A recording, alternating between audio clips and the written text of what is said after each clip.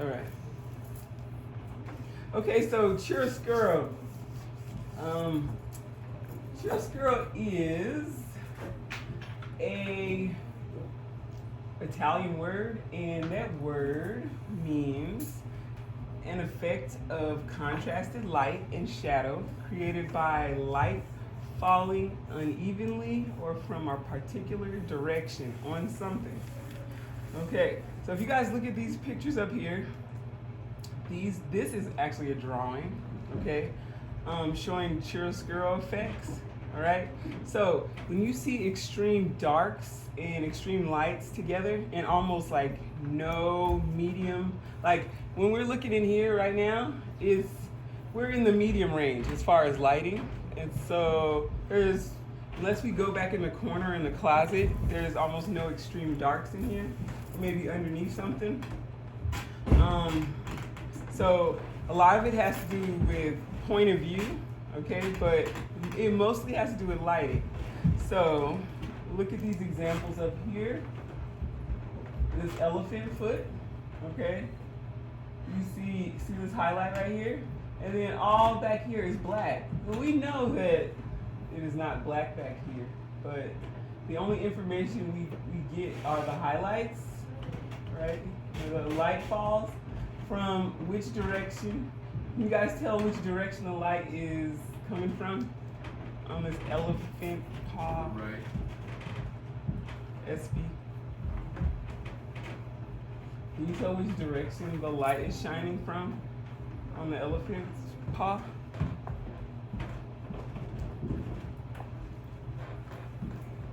Rylan, I think you said right.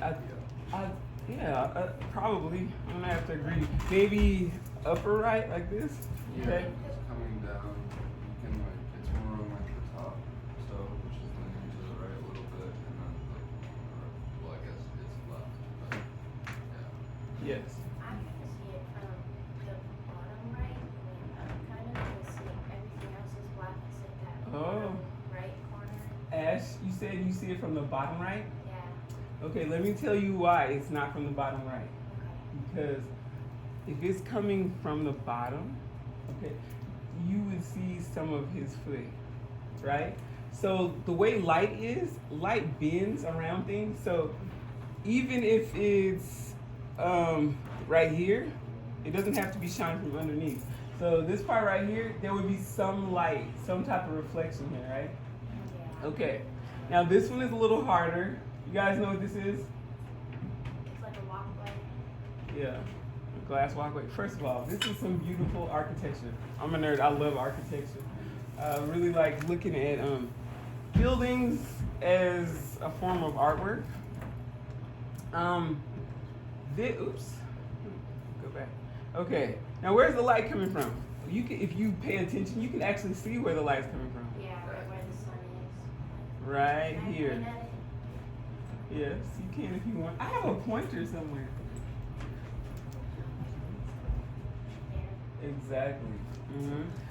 Well, this has a lot of windows. It's like mostly windows, and we know windows are reflective. So, with the lines from the architecture, whatever that is, probably steel holding the windows, it's like reflecting all around. This is almost like a mirror image. So, right here, you said the light is. You can see right here. There's a reflection, like directly across. That's pretty cool.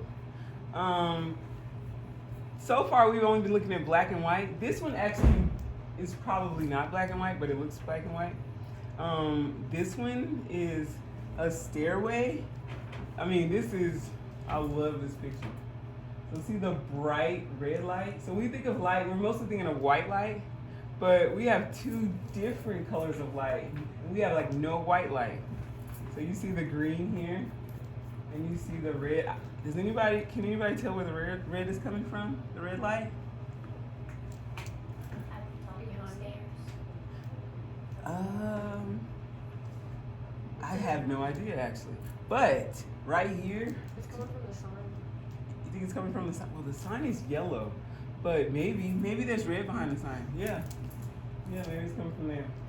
All right. Next we have this bird. Pretty cool looking bird actually. Same thing. Look at all the black behind it and surrounding it.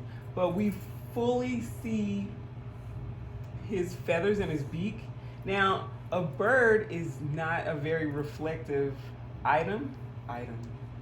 thing, animal, something.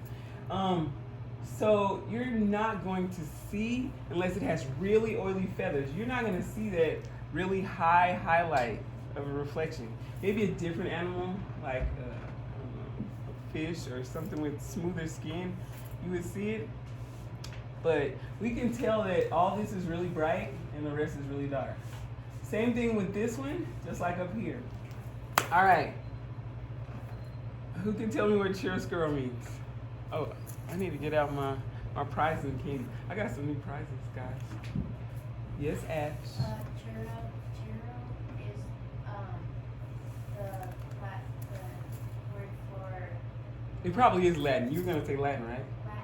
Yeah, I thought Latin. We should look that up. Let's look that up. I know it's a word for light, and scuro is for like darkness. Okay. Yes.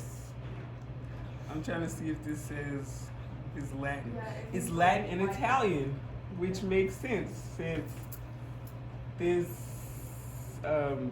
technique was coined in Italy. Now, speaking of Italy, it says Latin and Italian. Okay, so Latin, claris. Oh my gosh. In Italian, chiaro. Okay. Oscuro, dark. Okay. So Italian is obviously derived from Latin. So if we look up here, it says Latin to Italian. Okay. So it's an Italian word? Or It's still Latin? It's an Italian word with Latin origins, which a lot of our languages are based in Latin or Germanic. There would be like English in any of the European languages. English is a mix of Latin. Well, you know, especially American English, we have a lot of mixtures of other languages. Greek is one of the languages that also feeds into. Anyways, this is not about language. Let's go back to chiaroscuro. Now, since we were talking about Italian, let's go to the origins of chiaroscuro. All right. These paintings right here are by Caravaggio. Caravaggio was an artist who lived during the times of the Renaissance. Has anybody ever heard of the Renaissance before? I actually started making, okay? So, this is Judith, the beheading of Holofernes, okay? Which is a biblical episode. So, at this time, most of the artwork was either about a biblical allegory or a biblical story, or it was made of some rich person, okay? We're coming out of the Dark Ages and the Middle Ages, okay? So now we're in like the Renaissance. So a lot of people say Italian Renaissance or European Renaissance, which basically means you're coming to an age of new ideas, okay? Part of these new ideas was from science. Part of it was from politics. So the politics, okay, it ran everything. It had to do with religion. So in the Dark Ages, like, there was like no Christianity, okay? People were pagan worship. And then as we got into the Middle Ages, we started having these religious wars, okay? Have you guys heard of the Crusades? When certain people went across and they used religion as an excuse basically to like take over land, to gain power and wealth, and this actually continued into the Renaissance age. Well, it hasn't ended, as we know. We still have a lot of religious wars, if you guys didn't know. A lot of the wars in the Middle East, some people don't say Middle East anymore, but like it has to do with religion and the ideals and philosophies surrounding religion. Okay, Italian Renaissance. The Renaissance was a period of cultural, artistic, political, and economic rebirth, okay? Right after the Middle Ages. So, new ideas, science. Has anybody ever seen this one before? Oops, this one right here before? Yes. Rylan, where does this come from? That comes from Leonardo da Vinci. Leonardo da Vinci. Leonardo da Vinci was an artist. Yes.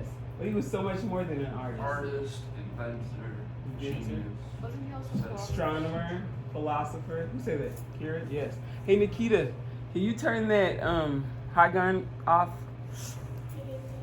It is off? Okay. Nikita, have you ever seen this picture right here? Oh, wait. No. Miss. Yes. Before I forget, I watched a movie last night called Mandy. Mandy? That cinematography was amazing. The cinematography? It's like a. I need to write that, add that to my list. It's like a psychedelic horror film. Oh, horror. I don't like horror. It's not like horror, but it's like dark. It's like it's got a dark vibe to it, but like the cinematography is insane. So did Mandy have any chiaroscuro in it? Yeah. They use a lot of like reds, but it was a lot of chiaroscuro, a lot of like dark blacks, Dark blacks. reds, Okay. dark reds contrast. Okay. Yeah. Yes, Ash. The Giver is a very good chiaroscuro example. The Giver. I think I've seen The Giver. I need to look that up. Here, let's look. You definitely probably read the book when you were like younger. I haven't read the book. I thought they make you read the book, man. I don't think I have. Okay, maybe we'll watch that in here if we have time. We're losing time. We're almost finished with the quarter. Okay. All right, so the Renaissance began in the 14th century, okay? It transformed society, literally from darkness to light. So chiaroscuro almost reflects the ideas of the Italian Renaissance. You're going from extreme darkness where there was no hygiene, there was mass ignorance, like illiteracy, people didn't know how to do, to read or write. And now we're starting to transform. New ideas. We're doing art serious art is emerging in society, okay? Humanism was the main philosophy. Does anybody know what humanism is? Ever heard of that? Humanism is the philosophy that emphasizes the individual and social potential, the agency of being human. So, it's about not just survival, but it's about developing yourself as a human. So that's why you start to get a whole lot of culture in the Italian Renaissance. Like poets and artists are celebrated. Science is going from not just like being looked at as witchcraft, but being, well, some people are starting to say, okay, this is real. This is science. However, whenever we have new ideas, we always have people who fight for the old ideas to stay in place for whatever reason. It usually has to do with controlling people and greed. Controlling people often has to do with money.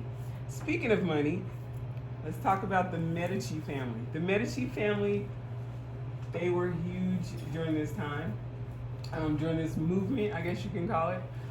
So you have the Italian Renaissance, the artistic movement, and then you have the Renaissance, the whole political movement that swept across Europe, not just Italy, in this area. So the Medici family were part of the religious family. Does anybody know who controls religion in this area, even to this day? We talked a little bit about this yesterday. Kevin, are you religious? Is your family? Yeah, my family. And what are they? Christian. Christian? Is anybody in here Catholic or have family members that are Catholic? Yeah. So that is a religion that reigns, Catholicism. Okay. Who is the head of Catholicism? The Pope. Okay. Even to this day, the Pope and the Vatican. The Vatican is where the Pope and all of those the heads of Catholicism live. Okay, and it's a little city within itself that is kind of like in the middle of Italy. They have been known to be the most powerful and even the most rich. Like even to this day, nobody knows how much wealth they have. They are into the sciences. They are more advanced than most countries to this day with their scientific discoveries, but they're very secretive. Okay, now the Medici family had a lot to do with what we now call the Vatican, okay? And they also were major patrons of artists. Now a patron, oh gosh, I really hope that I get a patron soon. Actually I do have one patron. A patron is someone who supports people in the arts. So they pay you, they buy your paintings, they promote you, okay? But sometimes that comes along with something. For instance, you have to be included in their ideas, and you have to agree, or they have to agree with you, you have to agree with them, with what you believe, okay? In the churches, they had artwork, okay? So we're still in the time of mass, I guess you could say ignorance. People knew nothing about math.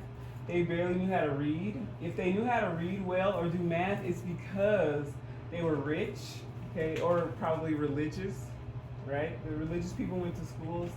The rich people went to schools. That's it. When you went to church or mass, Catholic mass, they used oral words, okay, interpretation and storytelling to tell the stories of the Bible. Now, the scriptures were written in Latin. Even a lot of people couldn't read or interpret Latin, like right after this period when they started moving across Europe, places where the Germanic languages like English were used. So you basically have to be a rich or very educated person, which equals usually rich or privileged, at the top of society, right? To understand these words. So now we're left with these popes and fathers telling people the stories of the Bible. They mixed a lot of politics in there. The people couldn't read. They couldn't tell what was in the Bible and wasn't. And also, all on the walls and the ceilings and even outside of these churches was some major artwork. And here's one of those pieces. Does anybody know about this?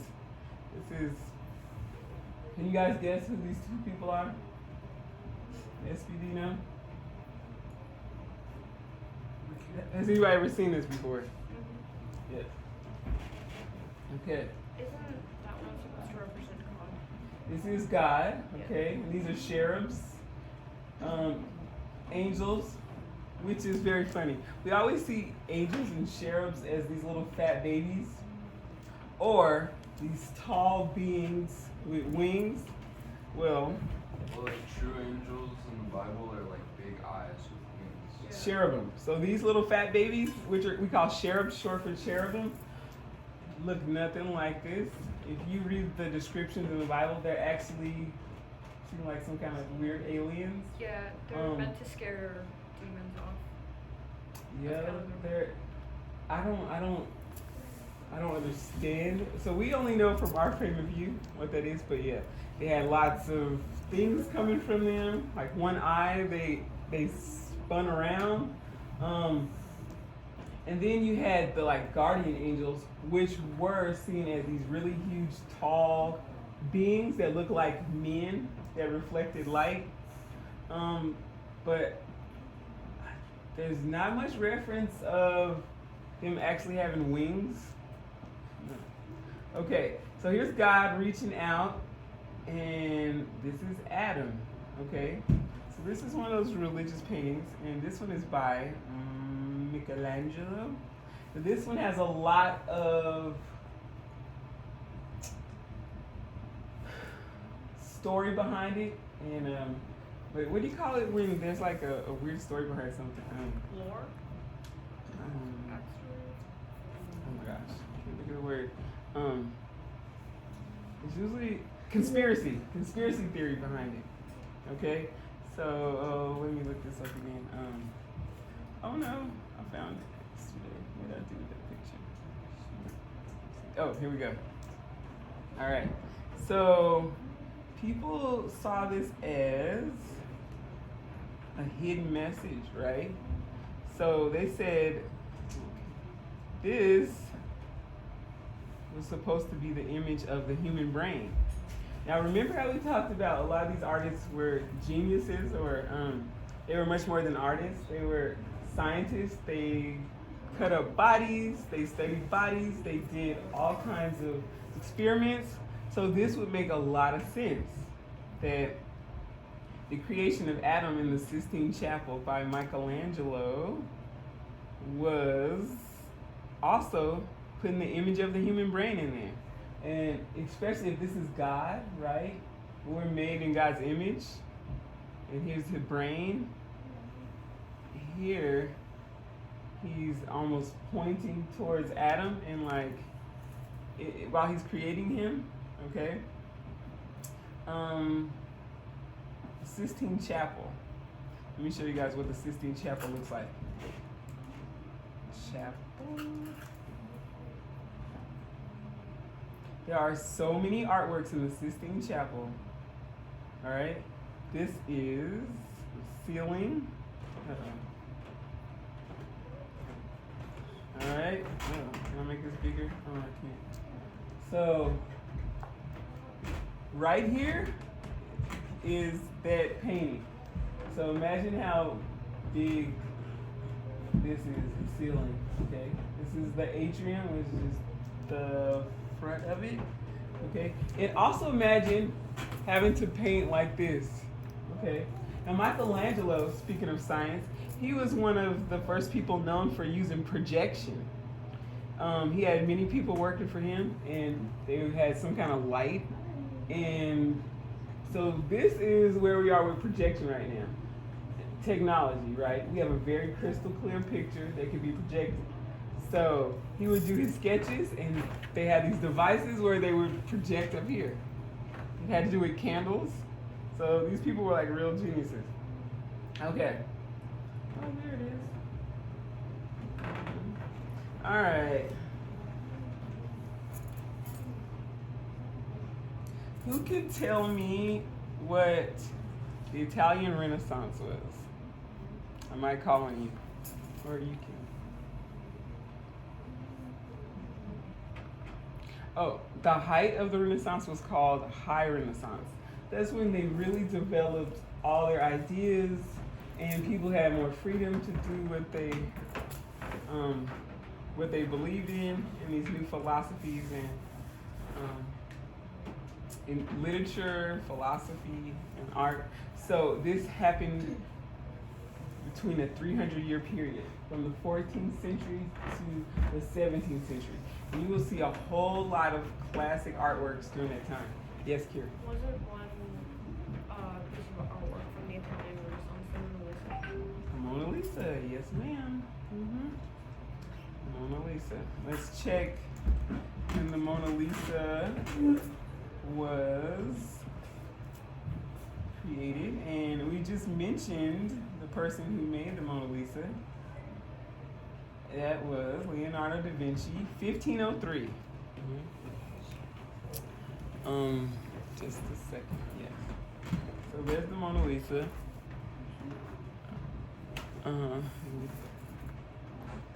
Very good, Kira. Now, there's some people that also believe that behind the Mona Lisa is a whole nother painting, and that the Mona Lisa, there's some conspiracy behind her too. Yeah. All right. So, when you see